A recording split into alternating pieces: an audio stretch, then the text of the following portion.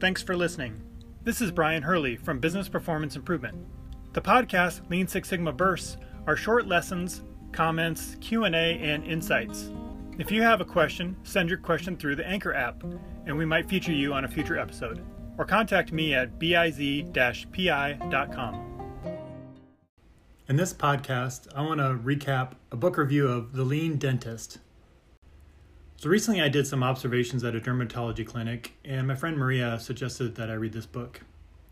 He studied TQM, Six Sigma, and many other management practices because he said his school education really didn't prepare him for how to run a clinic. It was just basically on how to provide care. And when he learned more about Lean, it really accelerated his results.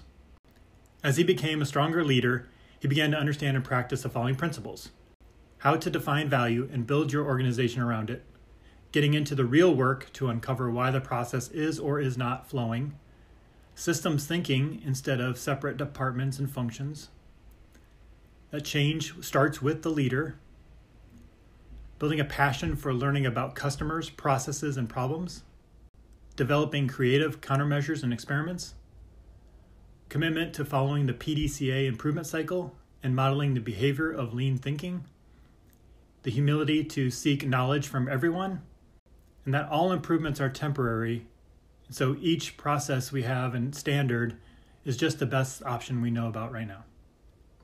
So the book is broken up into 3 sections. The first section is called Creating a Lean Practice, which is his evolution of the dental practice to reduce long lead times for scheduling appointments and then delaying the care by having patients come back for later appointments instead of providing same-day service. Second part is leading the transformation, how he became a change leader and how that helped sustain the results. And part 3 is discovering the principles of lean leadership, which is based around purpose, process, and people, and other principles he found most useful over the years. So part 1, creating a lean practice. Early on in his journey, he would focus every Thursday on training around TQM, specifically using statistical process control or SPC charts, along with fishbone diagrams. He also realized that cross-training employees to do many different jobs was important, along with soliciting suggestions from employees. One incident in particular opened his eyes to the concept of one-piece flow, where a past patient was home for the holidays for a short time period, I think they were a student visiting back home, and needed a lot of procedures done. His team was able to complete all procedures in about 4 hours, and he wondered why they couldn't do something similar for all their patients, as typically these would be broken up into multiple visits, and then often rescheduled or canceled, which led to potential lost revenue.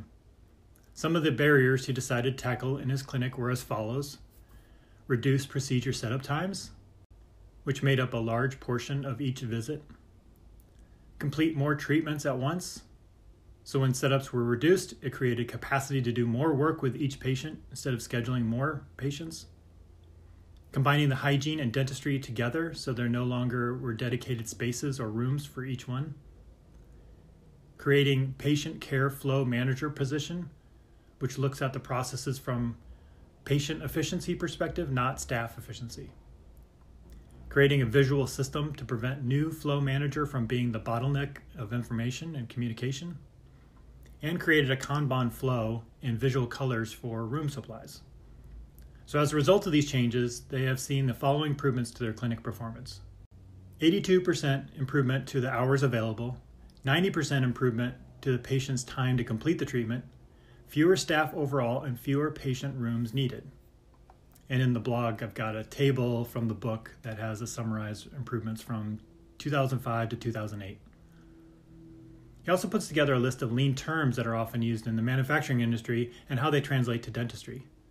The terms include cycle time, delays, just-in-time, Kanban, lead time, leveling, overproduction, processing, right-sizing containers, setup production, standardized work, supermarkets, and tack time. In part 2, leading the transformation, initially he didn't think there was a connection with implementing lean and how his leadership approach supported or deterred changes he wanted to make. Later, he would realize how critical it was to the success and sustainment. His past attempts at improvement were met with varying levels of success, but when he changed the way he managed and having clear goals for where they were headed, using the one patient flow and removing any waste getting in the way of that, it worked out much easier. One key leadership approach he developed was to remove the fear of change through small experiments, and assured his staff that these changes can always revert back to the old way if it didn't work out. More often than not, it did work better. Over time, he noticed that more of his staff were spending time at the Gemba instead of in their offices and desks. He also developed a system for discussing problems and finding solutions more efficiently. The 3 questions he asked were, what part of the process isn't working that you want to improve? What is your proposed countermeasure, and what are the advantages and disadvantages? And what other countermeasures have you thought of? In part 3, discovering the principles of lean leadership, he agrees with Jim Womack about organizing these principles into 3 areas: purpose, process, and people. So for the section under purpose, defining the value to customer is the compass for letting them know if they are on track or not, and becoming the rules of the road when making decisions. They determined that value to their customers was that they wanted flexibility, affordability, and the ability to schedule appointments on short notice. Since they are a service provider, not a manufacturer, they liked these 5 areas for measuring service quality as described in the book Marketing Services: reliability, responsiveness, empathy, assurances, and tangibles. Prior to Lean, they found it very difficult to balance quality outcomes with efficiency and productivity, since they were doing things in a batch format, optimizing the staff efficiency instead of patient efficiency. After switching their processes and mindset, they found it was possible to do things efficiently and with the highest quality.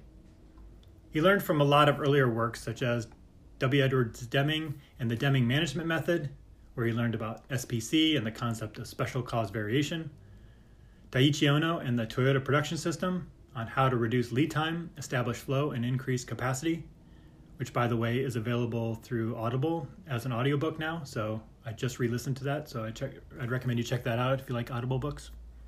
And Peter Senge and the 5th Discipline book, where he learned how to understand that his clinic needed to operate using systems thinking, not silos and department efficiency. Under the process section, an important learning is that results are important, but the methods of how you get there are even more important.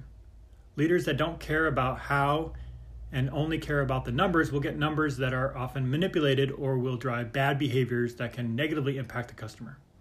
Understanding the reason the numbers are changing helped his clinic become a learning organization. Some other key takeaways from this section around process include: first, standardize with involvement from the workers before you start to improve. Follow the PDCA cycle and practice daily problem solving. Make problems visible. Remove fear of talking about problems. Cross-train employees to create more flexibility and agility. And use daily morning meetings for training, learning, and updates. And then the third section for people, it starts with the famous quote from Fujio Cho, "Go see, ask why, and show respect." He mentions that respect needs to extend to the personal lives of his patients and his staff, not just when they're in the clinic. And I've got a link in there to the Go See, Ask Why, Show Respect luggage tags that I created with the help of Green Banana Paper. So if you are interested in getting a cool luggage tag for the holidays, check it out. He also discusses how there is an interdependence needed between staff and management to create a win-win for both, instead of traditional approaches of dependency or complete independence. He also reiterated the value of long-term employee retention to make his clinic perform more efficiently with less time spent on training new people. The downside was that they like to receive pay raises each year as they stick around longer. So he started to open up his books to see how they could help the clinic be more successful, to make it easy for him to give the pay raises each year. Another principle he adopted that applied to both patients and staff was people shouldn't have to wait, which drove down reduced patient wait time, but also time when staff are waiting for him or others to be available to get the patient out the door in a timely manner. When he used to run a clinic that hired government employees, he was frustrated by the consensus building and buy-in needed to get them to agree to changes. When he started his own clinic, he thought he could do things his own way and tell people what to do through authority. However, he realized that it didn't really work that way, and he eventually came back to a consensus building approach by explaining why things should be done differently. So if you work in healthcare, this is a great book to start your lean journey on. If you don't work in healthcare but want to learn more about lean, this will also be a very useful book, as most of us have been patients in a clinic and can understand the processes and the concepts. In fact, after reading this book, I wanted to make an appointment at his clinic just to experience something different and see what they've implemented. So I've got some links in there to learn more about the book, and you can also find a link to the webinar that was done with Dr. Bari with the Lean Enterprise Institute. So I hope you found that helpful. Let me know if you have any questions. Thanks for listening. LeanSixSigmaDefinition.com has a list of glossary items about popular process improvement terms, along with a history of Lean and Six Sigma methods, and key influencers like Dr. Edward Stemming, Henry Ford, Taiichi Ohno, Shigeo Shingo, and many more. You can also learn how to access affordable Lean and Six Sigma training and certification. Visit LeanSixSigmaDefinition.com.